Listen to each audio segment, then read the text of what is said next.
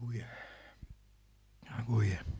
Dit is een besprek van de eerste Ensa voor het henne. Of hoe je het maar uitspreken. Dat weet ik nog altijd net heel goed. Dit blad is de opvolger van Vask en Jier. En het ziet er ongeveer zo uit.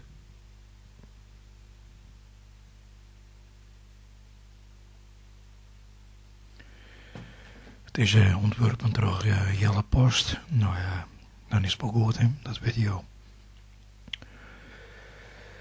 Laten we dus hoe de inhoud hebben. Het begint met een lang, beetje dreig, maar wel nieuwsgierig artikel van Imke Hoijinga over Rikst. Ja, dat is Rikst. Of dat wie is, hè, want ze is al een schofke deer. Ze zullen nou een beetje oorzuitje, denk ik. Een nieuwsgierig artikel. Daarna een stikmannig gedichten. Even tellen van Jacobus Q. Smink. 1, 2, 3. Ja, ik denk het toch even terug.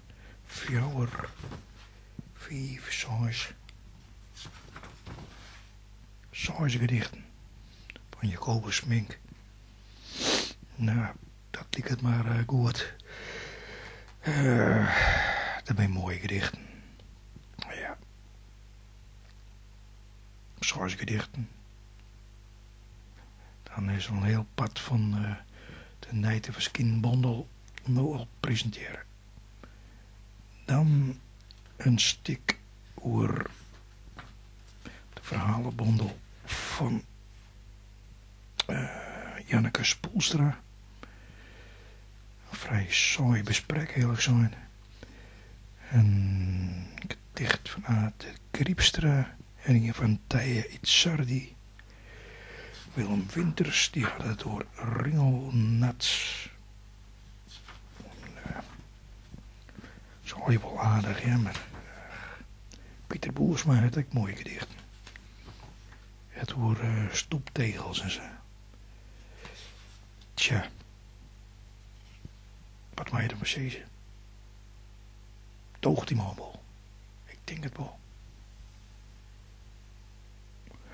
Uit de Griepstra, direct wat. Ik heb het maar aan het lezen. Dat gaat over... Oh ja. Dat gaat over het boek van Achie van der Meer. Dat je dat Farabezas voor doen. Mooi. Dat mag ik nog lezen hier alweer. Maar ja. Hier is een slokje bier. Dan een gedicht van Jansje. Zonder achternamen.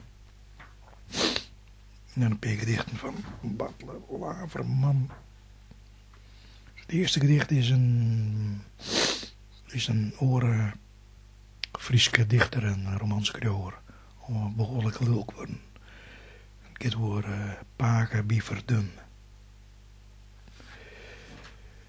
Die man die vond het net grappig, maar Butler denkt dat het wel grappig is. Ja, Primo Levi. Nou, dat is van het depressieve spul, denk ik. Ik weet het niet, ja. Misschien valt het echt daar. Heren Boersma had ik een paar gedichten.